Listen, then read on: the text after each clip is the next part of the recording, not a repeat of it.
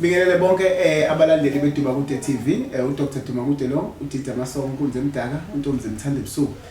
Namhlanje I decided ukuthi I should go visit umngani wami, uDr Masondo.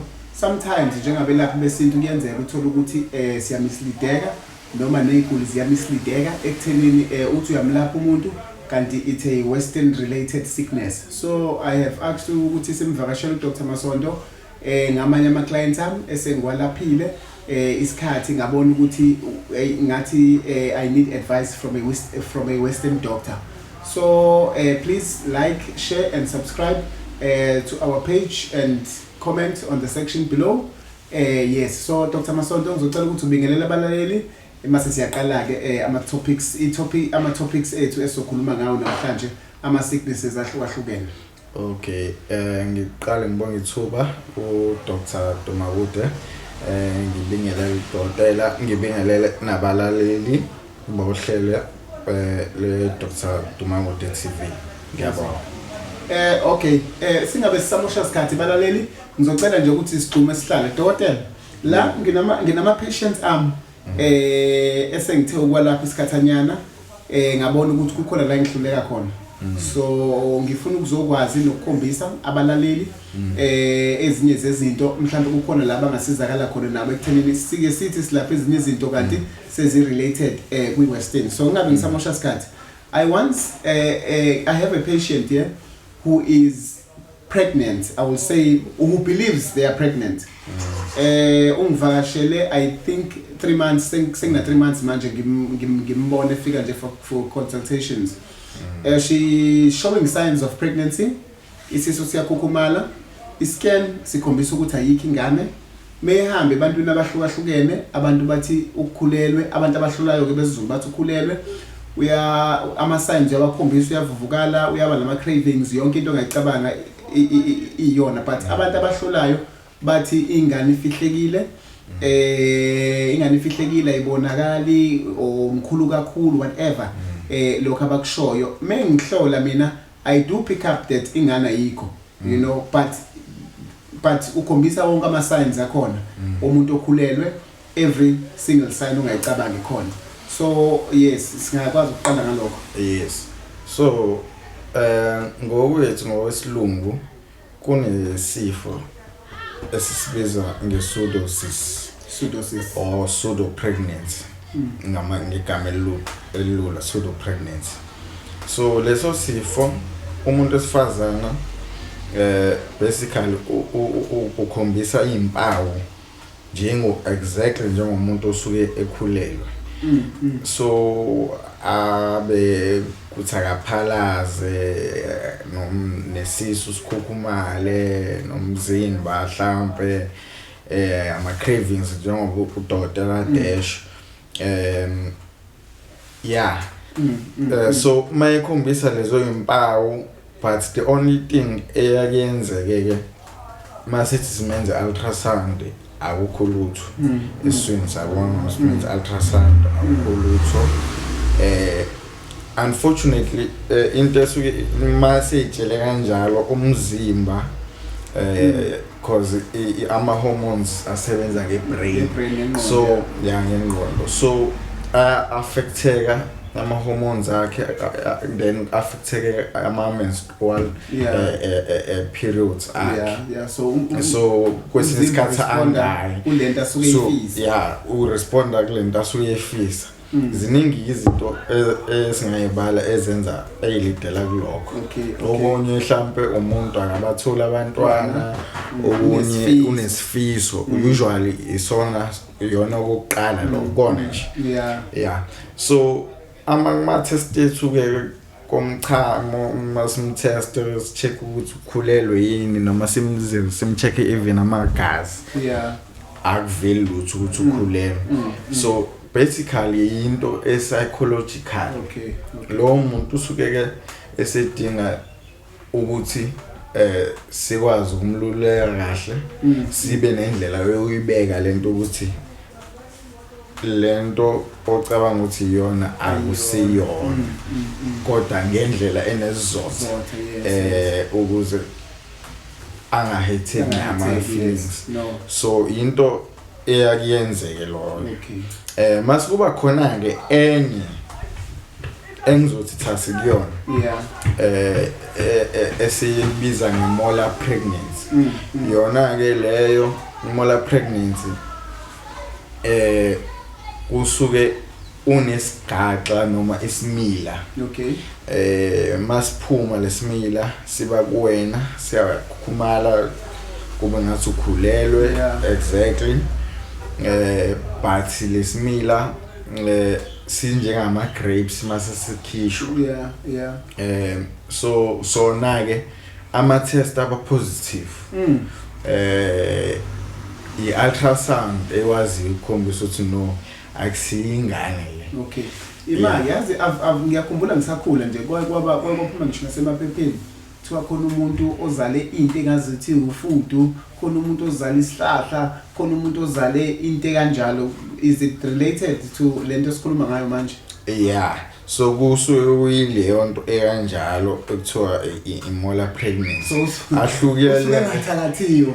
Hayi phela ikhona singasho ngoba angithi ngangezwe ngaxoxela umunye waba umunye odokotela umelaphi ndabuko ukuthi khona qala into ekuthiwa ishaka. Yeah. So nama singicabangela ngabona ukuthi mhlambe ishaka yiyo lento le ngoba kuthiwa mabelisho ishaka insizwa oqala zazithi mayifuna intombi zibona ukuthi ayiyayihlula zishaya ngeshaka ishaka liyenze ke intombi kube ngathi ikhulelwe so igcina isibinesidina kwezinye insizwa nasekhaya bayixoshe mase ke yena yakwazi ukuyicomforta shuthi ayilaphe. No dokotela ngiyabonga kakhulu. I'm very enlightened ngalokho. Ngicela sidlulele kuloko kwesibili which is also close related kancane. A second patient who did an abortion, you know, and esamncane esakhula mhlambe around about 18 19 angisakhumbuli kahle. And wayekade jova futhi wawuyeka kumjovo uthi usekhambile eklinini sengimlaphile nami sinye ngeinto zami kancane but akasabathola abantwana. But uthi useke wamitha okukhombisa ukuthi unawo amaqanda kushuthi waseke eyathatha decision ukuthi uyaskipha ke isisu ngezathu zakhe ke engingazazi but manje problem akasabathola abantwana. Okay, uskiphe isisu ngendlela yokuthini ngendlela engekho semthethweni. Ngambuza wathi wayisaba ukuya ezibhedlela esaphi kuya kodokotela so wathola nje umuntu lamaphepha lawa abhalwa nje. Wasithola la wasegqobeni wathola indawo nje wayingenayo imali futhi so kwaba indawo eyona cheap yakhipheke kodwa ke ukholelo ukuthi yes yaphuma ingane and kuyaqhubeka futhi impilo. So kuyenzeke kanjalo basically abantu abaningi abaya kulezi indawo lezi engavumelekile ukuthi zi terminate pregnancy because there are different things abayisebenzisayo ongathuka isimanga mangase uthi uyazizwa. Abanye ngikhuluma ngodomestos ngikhuluma ngoshibosh blue stone kuthiwa uskidi into nje eyisabekayo ukuthi ungayifaka kulesa esithweni somuntu sangasese. So lokho kugcina sekudalela ekutheni ke umuntu ama tubes akhe la akuhlangana khona isidoda neqanda uthola ukuthi ase affectekile aseyinto nje engakwazi ukubamba. So that is why egcina engasakwazi ukuthi akwazi ukuthola abantwana ngenxa lezo izathu enjalo. But kuyenzeka ke maybe nenhlanhla ke kuyenzeka kwazi ukuteta. But nje I mean ukubamba but nje abantu ngiyaba discourage ukuthi baye eindaweni engaphephile zikhona indawo eziphephile nodokotela nathi sakwenza lokho professionally asijudge umuntu asikubuzi ukuthi wenzelani yeah so rather than and into ebuhlungu baningi abantu asebedlulile emhlabeni ngenxa ama complications acaused ilama illegal abortions kunabantu abaningi nje abagcina sebehamba ngoba egcina ese affecta umzimba wonke sepsis which means infection ese affecta nje every part of the body. And the most I notice la dokotela baningi abantu besifazana uthola ukuthi bese bancane kudinga kuthiwa akasale sesikhipha isibeletho sesonakele what and so on. Could this also be related? Nana nokuthi okay njengoba ubika ukuthi abasebenzisi indlela ezeprofessional ukuthi basikhiphe isisi noma bayikhiphe ingane. Engifuna ukwazi ke mina afterwards usukukhiphile umntwana zikhona into zokucleana now check up ukuthi isinyo sakho sisa right is this kanjalo. Do these illegal places follow those protocols? No. They don't. Abanye they do use amaphilisi singazi bathola kanjani ngoba emhlabeni gangiwe but abawazi ukuthi asetshenziswa kanjani. So uthola ukuthi abana umuntu thina masiyenza lento siyayenza then angisiqale simcheke okay nayi ingane isek kusuke sakuthiwa isek or embryo so siyibona okay nanku and then simenze ngendlela yesimenza ngayo and then simbize back simphinde scan sibone ukuthi kuphume konke yini. If ungaphumanga konke then siyamcleana isibeletho nge-procedure thile. So these illegal abortions they don't do that yabo bakwenza lento uhambe ekhaya kanti ususele nodoti lo doti usuyabola masubola ubolisa isinya and then it affects ugcina usulala ema ICU or udlule ngisho udlule emhlabeni. Another thing la dokotela sisakhuluma ngayo le abortion, a lot of places othola ukuthi awumunye kuthiwa hayi thatha lokho uzofika uzenzele wena ekhaya. Umuntu uthola ukuthi usekhiphele ekhaya toilet, umunye usefaka isitampokhweni, you know maningi lawo ama incidents siwabona. Njengoba kade usho ukuthi the cleaning up process, the checking up process, nalezo zinto zingamenza ukuthi umuntu ugcine engakwazanga umthola umntwana permanently impilo yakhe yonke after that. Yeah. Because thina siya masikwenzile lokho siyakwenza and then sikunike namaphilisi ukuthi ucleaneke for ama infections during that period leso sikhathi and then we make sure ukuthi we advise you ukuthi which ukuhlela because usuke asifuni ukusebenza into eyodwa lokho kuya wenza into eyodwa. Yes, okunye futhi lokho dokotela ukuthi how many ungaskipha kangaki sisi until now isinye sakho sizisiqala ukaffected. Leyo nto ukuthi i debate so angithanda ungena kuyona kakhulu. Eat as much as you can. Yeah, so angithanda ukugcina ngixolela babukeli. Yeah. Ngicela ungawuphenduli lo mbuzo. Kodwa ke njengoba ngisaqhubeka so esibhedlela ngiyacabanga ababukeli bayazi abake batete esibhedlela by protocol uyabuzwa ukuthi ke ufuna ukuhlela ngendlela ufuna ukujova ziningi indlela zokuhlela. So we advise abantu after doing those procedures. So kuleza indawo uyalonto nje abasebenza imali bafisa ubuye vele. Thina it's not about that, it's about helping the patient. Not ukuthi sizojabulela ukuthi silokho esenza into eyodwa engagcini sizik affect uyabo. Kuyenzeka yini uthola ukuthi umlaleli mhlawumbe uyahamba uyadokotela afike akhulume indaba yokuthi mhlawumbe ufisa ukwenza abortion for ama reasons akhe. Udokotela uyamjaja mhlawumbe kukhona la ngasifila khona engazothi manje usethatha decision wrong or kuvumelekile ukuthi udokotela anqabe or izinto ezikanjalo. Okay. Urakubuze nje ngakho. Okay. So basically abortion below 12 weeks akhombuze sokubuza wona. After 12 weeks kumele kube nama reasons by the law yabo ukuthi why ufuna ukukhipha isisu.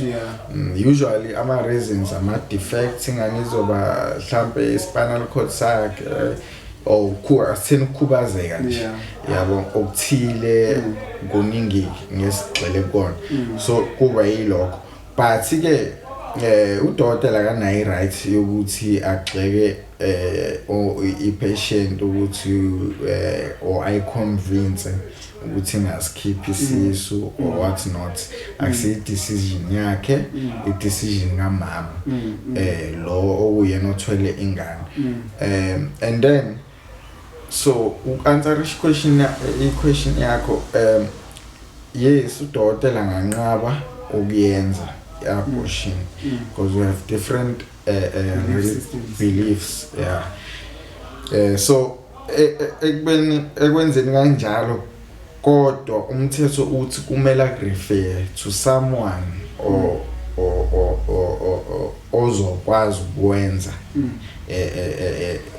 ozokwazi ukusiza akwazi ukunqaba mase sihambe ekhaya because even the government hospitals ukuthi ngeke ngwabani kukhona angakwenzi lokho but baya refer to certain hospitals whereby lapho bayakwenza ke so umthetho usho njalo.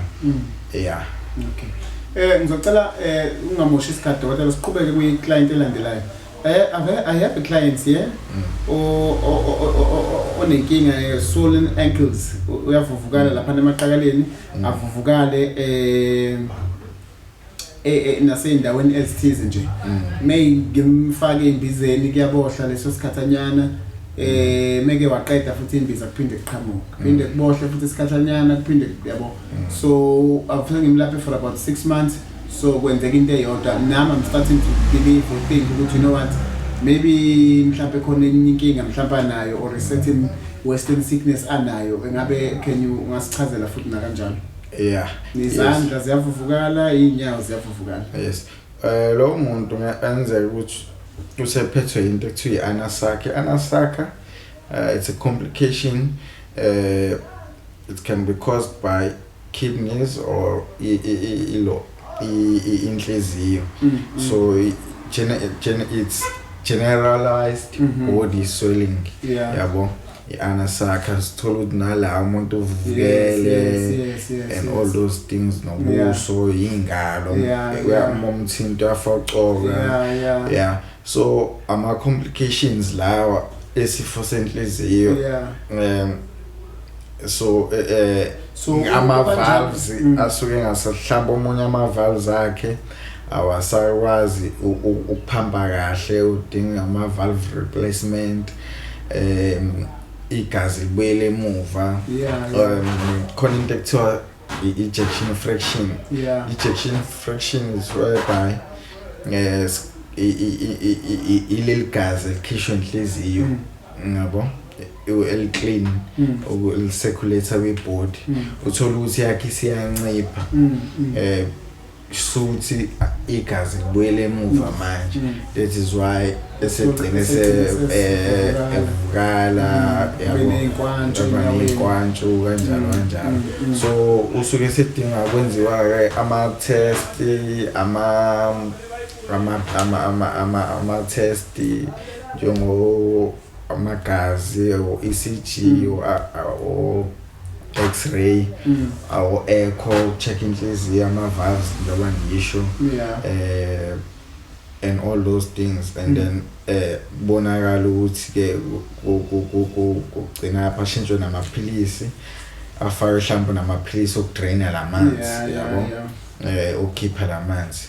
So kuya kube into kanjalo noma kucheckwe yabo nje uthatha amagazi noma mhlawumbe unezinso nenkinga yezinso uma nenkinga yezinso ke then kwenziwe i-wake up yezinso and then bonakala ukuthi okay maybe lo muntu usedinga i-dialysis or what not ikanjalo. And uma the same patient mhlawumbe uthola ukuthi usenesilonda esikhulu esingapholi mhlawumbe kuzona lezi ndawo avuvukela kuzona, could that be also related?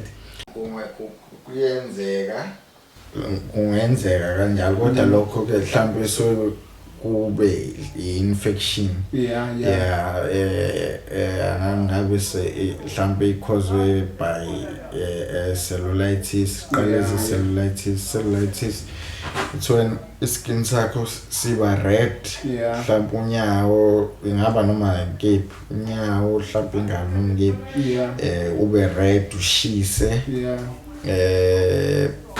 kube buhlungu uvukale yabo. So but usually umuntu onalezifo zenhliziyo siyayenza sure samchecka ngokushukela kanjalo because umuntu onoshukela ilonda zibe inkinga ezimthande ngoba kwesinye isikhathi uthola ukuthi imizwa yakhe ayakasezo mayishayisekile wayikweba akeze ukuthi uyikwebile unesilonda and then it becomes infected and then ugcina umuntu usenesilonda esikhulu esesiphuzayo ukuphola siyabonga kakhulu dokotela. I-topic engicela ukuvala ngayo nje ile yama ARVs. It is not a secret that in every third person one has got ARVs. So baningi abantu abanalesifo sisegciwane. So uthola ukuthi kodwa ke abanye babo bayadinga ukuthi basebenzise imithi yesiZulu, abanye babo uthola ukuthi bayathwasa, abanye babo badla amagobongo, abanye babo yabo kuyadinga ukuthi benze bedle imithi yesiZulu. On the other hand, ama organizations ethu nathi ayasifundisa ukuthi ama clients with ARV or on ARV treatment should be treated this way. Kunezinto abangazenza izinto esikanjalo. Ungakwazi ukuthi usicacisele for umuntu for example odla igobongo. Since kufanele aphalaze medle igobongo umuntu mhlambe odla imbiza mhlambe kanjalo. Cha nje lezo zinto ku right or can you do it once in a while or nje imapha ama advices ongasinika wona lapho kumuntu odla igobongo mhlambe ngingasho nje ukuthi ke ngizwe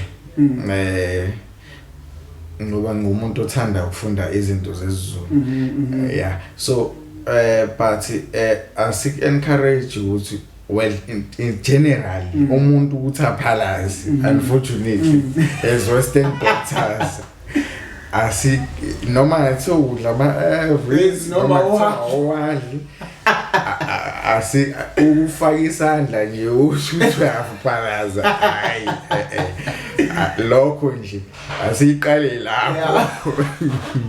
So my answer is obvious. But ngiyengizwe kuthiwa kunendlela eyenziwa ngayo kwabantu abangakhohlakele obviously to quote ugwebu kanjalo ebese ke ngicela udokotela abatshele phela nabanye odokotela ukuthi umuntu akangafiki egula edla ama ARVs mase bethi bona akawayeke ngoba kuyenzeka baningi abantu abenzeka kanjalo uthola ukuthi manje uyafika ugobela uthi wena uphethwe yilutho amyekisa amaphilisi nabanye bathi bayakwazi ukuyilapha I was watching another video on YouTube. I won't mention which one. Anyway, kwakumlapho indabuko ngaphathe kabuhlungu but I didn't want to comment. Ngaze ngishawe ngezulu. So ngayithulela ke kwakuthi ngadelete ngathi ngithi ngacomment yabuye ngathi uzothumela lo akho ngishitha ekhaya phezulu manje yabo so it was misleading abantu ethi ke uyakwazi ukuyilapha isandulela ngculazi yabo. Then the question is, it's my side sandulela ngculazi ingaphi 3 months. Then how do you know? Because even us we don't know ukuthi umuntu unalo ukuthi ulithole nini igcikwane. How long have you been yabo? Because there are different stages vele. There's HIV and AIDS. HIV man sithole HIV isikhathi esiningi. HIV ukuthi uyagula utholakala iluchofuzi wathola ukuthi uyagula kanjani noma ungathola ukuthi ubudlulela la wachofoza hayi ukuthi konto ekuphethe kanjani iHIV. Then masinama complications then the staging then that's when we call it AIDS yabo. So yathanda ungiphazamisa umoya kodwa ke hayi ngathi angivedana ngiphuzithe ngila no balaleli siyabonga kakhulu uDr. Tumakute lo uDida Masoka. If kukhona eminye imibuzo mhlambe noma sikushiye ngaphandle noma ku personal office ukubuza kuDr. Masondo inamba yakho uzoyithola nje la below on the screen. Ungakwazi ukuthi umfonele WhatsApp or umvakashele ukwamashu kwa D ngasentunjambili. Yes, please like, share and subscribe our YouTube videos. Siyabonga balaleli. Let's catch you on the next episode.